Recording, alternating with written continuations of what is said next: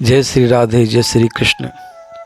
प्रिय दोस्तों, हरितालिका तीज का व्रत भाद्रपद मास के शुक्ल पक्ष की तृतीया को किया जाता है। इस बार सभी परेशान हैं कब मनाया जाएगा। हम हिंदू जितने भी हिंदू होते हैं उदया तिथि को मानते हैं।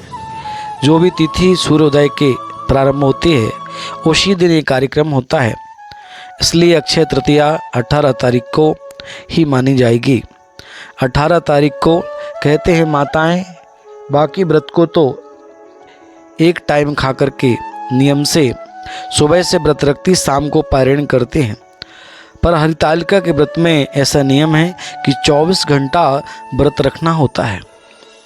और काम को, क्रोध को, मोह को, लोभ को त्याग करके जो माता श्रद्धान्वित होकर के प्रेम के साथ अपने पति की लंबी आयु की कामना करते हुए और वर की प्राप्ति करना चाहती हैं, तो प्रथम बार वे, क्योंकि ऐसा सुंदर अवसर अक्षय कहते हरितालिका तो निरंतर पढ़ती थी, परंतु सोमवार के दिन पढ़ना बहुत ही दुर्लभ है। बहुत ही सुंदर योग प्राप्त हो रहा है। आइए कथा की ओर चलते हैं। आप सभी को हरितालिका की हार्दिक शुभकामना।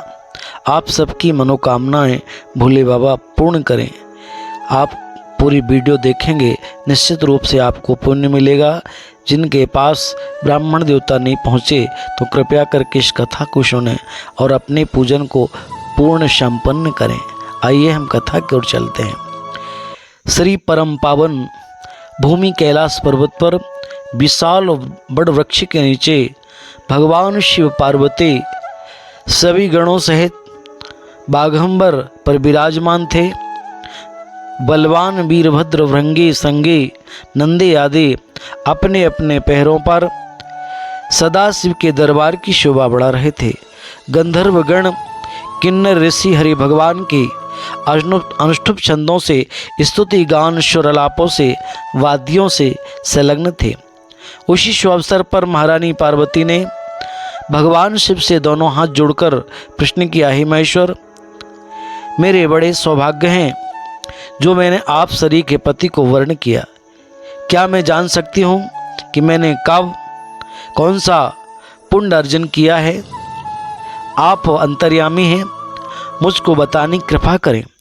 पार्वती जी की ऐसी प्रार्थना सुनने पर शिव जी बोले, हे वरानने, तुमने अति उत्तम पुण्य का संग्रह किया था जिससे तुमने मुझे प्राप्त किया, वह अति गुप्त, और तुम्हारे आग्रह पर उस व्रत को प्रकट करता हूँ, उस व्रत को सुनाता हूँ। भाद्रपद माह में शुक्ल पक्ष में तीज का व्रत हरितालिका के नाम से प्रसिद्ध है। यह जैसे तारागणों में चंद्रमा, 9 ग्रहों में सूर्य, वर्णों में ब्राह्मण, देवताओं में गंगा, पुराणों में महाभारत, वेदों में सामवेद, इंद्रियों में मन, ऐसा ही व्रत श्रेष्ठ है जो तीज हस्त नक्षत्र युक्त पड़े और भी महान पुण्यदायक होती है। ऐसा सुनकर पार्वती ने कहा, हे महेश्वर, मैंने कब और कैसे यह व्रत तीज का किया है, विस्तार से श्रवण कराइए। श्रवण करने की कृपा करें, हम सुनना चाहते हैं। आप सुनाइए, हम सुनना चाहते हैं। इतना सुनकर भगवान शंकर बोले, हे भगवान, उमा भारत के उत्तर श्रेष्ठ एक पर्वत है। वहाँ के राजा का नाम हिमवान था। वहाँ तुम भाग्यवती रानी मैना से आपका जन्म हुआ। तुमने बालकाल से ही मेरी आराधना आरंभ कर दी। कुछ उम्र बढ़ने पर तुमने हिमालय की गुफाओं में जाकर मुझे पाने हेतु तप किया। तुमने ग्रीष्म काल में बाहर धूप में चट्टानों पर आसन लगाकर तप किया। वर्षा काल में बाहर पानी में तप किया। शीतकाल में पानी में खड़े होकर मेरा ध्यान किया। इस प्रकार 6 कालों में तपस्या करके भी जब मेरे दर्शन न मिले, तब तुमने ऊर्ध्वमुख होकर केवल वायु सेवन किया। कई वर्षों तक तो बेलपत्र खा करके आपने हमारा पूजन किया, हमारा चिंतन किया, हमारा वंदन किया। बेलपत्र माँ भगवती पार्वती ने खाकर के अपना जीवन भोले बाबा का पाने का प्रयास किया, तब से बेलपत्र हमारे भोले बाबा को प्रिय हैं। ऐसी तपस्या में लीन देखकर महाराज हिमवान को अति चिंता हुई और तुम्हारे विवाह हेतु चिंता करने लगे। इसी शुभ अवसर पर महर्षि नारद जी उपस्थित हुए। राजा ने हर्ष के साथ नारद जी का स्वागत व पूजन किया और उपस्थित होने का कारण जानने से इच्छुक हुए। नारद जी ने कहा, राजन, मुझे भगवान विष्णु ने भेजा है। मैं चाहता हूं कि आपकी सुंदर कन्या को योग्य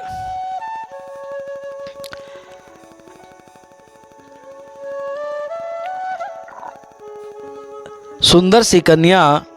नारद जी ने कहा, राजन, मुझे भगवान विष्णु ने भेजा है। मैं चाहता हूं कि आपकी सुंदर कन्या को योग्य वर प्राप्त हो। वैकुंठ निवासी शिष साई भगवान ने आपको आपकी कन्या का वरण करने का मन में ठाना है। राजा हिमवान ने कहा, महाराज, मेरे सौभाग्य हैं जो मेरी कन्या को भगवान विष्णु स्वयं स्वीकार करेंगे और मैं अवश्य उन्हें अपनी कन्या उमा का दान करना चाहता हूँ। यह सुनिश्चित हो जाने पर नारद जी वैकुंठ पहुंचकर श्री भगवान से पार्वती जी के विवाह का निश्चित होना सुनाया। इधर महाराज हिमवान ने वन में पहुंचकर पार्वती जी से भगवान विष्णु के विवाह के निश्चित होने का समाचार सुनाया। सुनते ही पार्वती जी को महान दुख हुआ। उस दुख से तुम विह्वल हो गई और घबरा गई। सखी के पास पहुंचकर विलाप करने लगी तो तुम्हारा विलाप देखकर सखी ने तुम्हारी इच्छा जानकर कहा, देवी, मैं तुम्हें ऐसी गुफा में तपस्या को ले चलूंगी जहां तुम्हें महाराज हिमवान भी नहीं ढूंढ सकेंगे। ऐसा कहे उमा सहेली सहित हिमालय की गहन गुफाओं में विलीन हो गई।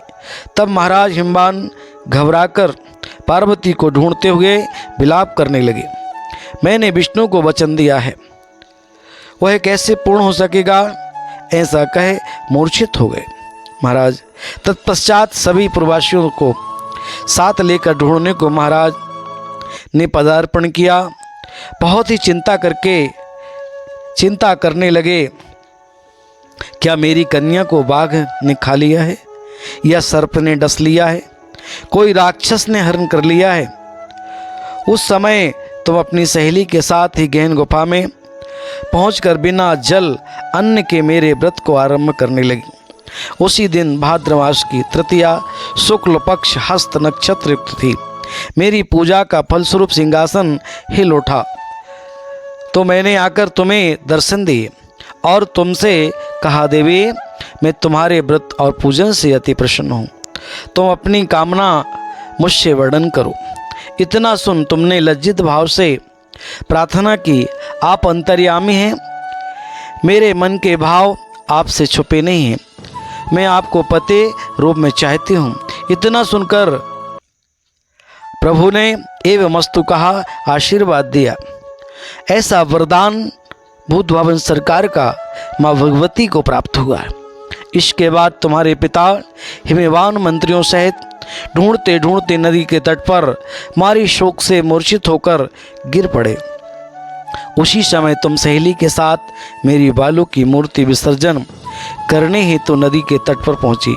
तुम्हारे नगर निवासी मंत्रीगण हिमवान से तुम्हारे दर्शन कर अति प्रसन्नता को प्राप्त हुए और तुमसे लिपट लिपट के रोने लगे और बोले, उमा, तुम इस भयंकर वन में कैसे चली आई जो अति भयानक है, जहाँ सिंह वाघ जहरीले भयानक सर्पों का निवास है, जहाँ मनुष्य के प्राण संकट में पड़ सकते हैं। अतः हे पुत्री, इस भयंकर वन को त्याग कर अपने गृह को प्रस्थान करो। पिता के ऐसे कहने पर तुमने कहा, पिता, मेरा विवाह तुमने भगवान विष्णु के साथ स्वीकार किया, इससे मैं इसी वन में रहकर अपने प्राण विसर्जन करूंगी।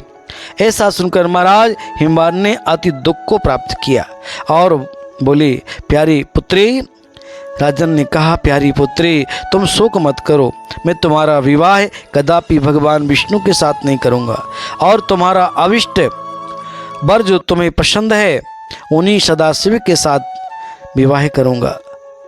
तब तुम मेरे पास प्रसन्न होकर सहेली के साथ उपस्थित होकर अपने माता पिता अन्य सहेलियों से मिलती हुई। कुछ समय के बाद शुभ मुहूर्त तुम्हारा विवाह वेद विधि के अनुसार महाराज हिमवान व महारानी मैना ने मेरे साथ कर पुण्य को अर्जन किया। हे भाग्यशालिनी, जिस सहेली ने तुमको हरण कर हिमालय की गुफा में रख मेरी प्राप्ति का व्रत किया, इसी से इस व्रत का नाम हरितालिका पड़ा। हरण करने के कारण सहेली ने तभी से इस नाम का नाम व्रत हरितालिका व्रत पड़ा और यह व्रत सब व्रतों में उत्तम श्रेष्ठ है। इस प्रकार सुनकर माता पार्वती जी ने कहा, प्रभु आपने मेरे मिलने की सुखद कथा सुनाकर मुझे प्रसन्न तो किया, पर इस व्रत के करने का विधान, इसका फल सुनाइए। कृपा करके मुझे इसके करने की विधि पृथक पृथक बताइए। इतना सुनकर भगवान सदाशिव ने कहा, हे प्रिय, इस व्रतराज का फल सुना रहा हूँ। यह व्रत सौभाग्यशाली नारी व पति चाहने वाली कन्या को करना चाहिए। यह व्रत भाद्रपद शुक्ल पक्षमी तृतीया को शाम को आरंभ कहते हैं प्रातःकालीन से यह व्रत किया जाता है और प्रातःकालीन से दूसरे दिन प्रातःकालीन तक किया जाता है। 24 घंटे यह व्रत निराहार रह करके अन्न जल फल इत्यादि कुछ भी नहीं पान कर सकते। बस पंचाक्षरी मंत्र का जाप करें, श्रद्धावनित होकर के भोले बाबा का पूजन करें। कहते हैं इसमें 4 पहर पूजन किया जाता है। कहते हैं 4 पहर का मतलब है आप सायंकालीन 6 बजे से लेके 9 बजे तक एक पहर और 9 बजे से लेके 12 बजे तक दूसरा पहर, 12 बजे से 3 बजे तक तीसरा पहर, 3 बजे से लेकर 6 बजे तक चौथा पहर। ऐसे 4 पहर हमें भगवान का पूजन करना चाहिए। हमें 4 पहर भगवान की भक्ति करना चाहिए। काम क्रोध मोह लोभ को त्याग कर जो भी माताएं अपने पति की लंबी आयु के लिए जो कन्या अच्छे वर को प्राप्त करना चाहती हैं तो कृपया करके श्रद्धा और प्रेम के साथ पंचाक्षरी मंत्र का जाप करें। ओम नमः शिवाय, ओम नमः शिवाय। कहते हैं प्रातःकाल नर्मदा जी में गंगा जी में स्नान करें। यदि आपके पास नर्मदा जी गंगा जी नहीं है तो नर्मदा जल गंगा जल लेकर के स्नान करें और गंगा मैया का ध्यान करें, नर्मदा मैया का ध्यान करें, भोले बाबा का स्मरण करें। कहते हैं जब तक आपका पूजन न हो तब तक आपको जलपान नहीं करना चाहिए। यदि आपके सिर में दर्द है, आपको बीमारी है, समस्या है, तो पहले आप पूजन करें और एक बार पूजन करके फिर आप जलपान कर सकते हैं। यदि आपको ज़्यादा तकलीफ हो रही तो फल भी खा सकते हैं। जैसे आपको सहन शक्ति है उस हिसाब से आप पूजन करें। श्रद्धा और प्रेम के साथ जो भी पूजन करेगा निश्चित रूप से पार्वती सती के समान वह देवी मानी जाएगी। कहते हैं उस दिन हमें दूध नहीं पीने चाहिए। यदि दूध पी लेते हैं तो कहते हैं हमें बिल्ली का जन्म मिलता है। और कहते हैं यदि हम कोई भी वस्तु खा ले और रात भर यदि हम सो जाते हैं तो कहते हैं उसे मुर्गी का जन्म प्राप्त होता है। तो हमें सोना भी नहीं चाहिए और कोई वस्तु खाना भी नहीं चाहिए और निरंतर भगवान भक्ति में लीन रहें। भोले बाबा का चिंतन करें, माँ भगवती का पूजन करें, गणेश जी का अर्चन करें, बढ़िया फुलेरा बना करके भोले बाबा का आवाहन करें, वंदन करें। बाकी पूजन तो एक बार किया जाता है, परंतु कहते हैं यह पूजन 4 पहर किया जाता है। 4 पहर करने से पूर्ण फल की प्राप्ति होती है। और इस बार तो सोमवार के दिन पड़ रहा है। कई वर्षों के बाद सुंदर अवसर हमारी माताओं को प्राप्त हो रहा है। जिनको अच्छा वर प्राप्त करना है तो निश्चित रूप से श्रद्धा और प्रेम के साथ यह पूजन करें, भगवान का संकल्प लें और नारियल यदि चढ़ाते हैं तो गीला चढ़ाइए। बेल इसमें सामग्री क्या लगती है? फूल, फल, मीठा इत्यादि, रोली, चंदन इत्यादि और हवन सामग्री रख करके 4 पहर हवन करें, 4 पहर पूजन करें और कथा वैदिक आचार्य ब्राह्मणों के माध्यम से एक बार जरूर पूजा कराएं और 4 पहर आरती करना चाहिए, भगवान का स्मरण करना चाहिए। और दूसरे दिन भगवान ब्राह्मणों को भोजन कहते हैं, भोग लगा करके ब्राह्मणों को दान करके फिर पान करना चाहिए, तब प्रसाद पाएंगे तो आपको पूर्ण फल की प्राप्त होगी। जय श्री राधे, जय श्री कृष्ण।